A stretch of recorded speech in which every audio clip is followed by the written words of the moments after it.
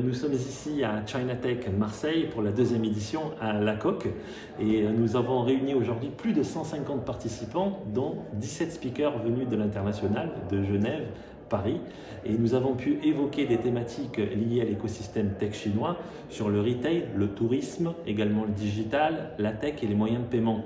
Et c'est vrai que c'était un moment particulier puisqu'effectivement nous sommes touchés, entreprises françaises et dans le tissu local de la métropole d'Aix-Marseille-Provence, par le coronavirus qui impacte fortement les entreprises, que ce soit de très grosses entreprises, notamment dans le secteur maritime aussi, puisque nous sommes à proximité du port de Marseille, mais également des PME et des TPE du territoire aussi. Donc l'objectif de Chinatech aujourd'hui, c'était également de montrer comment ces entreprises dans cette situation de difficulté peuvent réagir, peuvent essayer de trouver des solutions parallèles pour pouvoir continuer à pérenniser leur activité.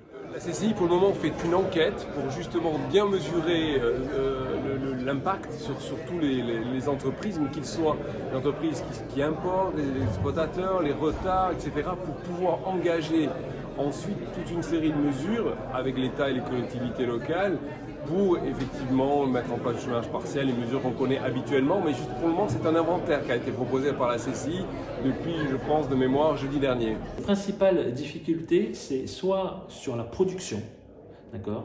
Donc la capacité à pouvoir se faire livrer des produits finis venant de Chine, ou également la capacité à trouver des matières premières aussi en Chine.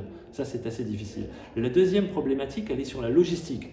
Alors nous sommes dans l'import-export et nous importons majoritairement de Chine, 80%, 90% de notre activité, et 10 à 15% est délocalisé déjà depuis 3 ans en Espagne.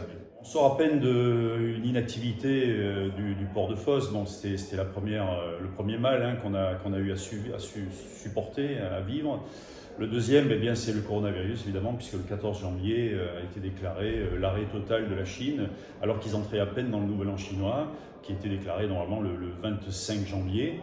Ils devaient reprendre normalement le travail le 3 février. Finalement, le gouvernement chinois a décidé de reporter au 10, sauf qu'au 10 mars, ils viennent à peine de recommencer et partiellement.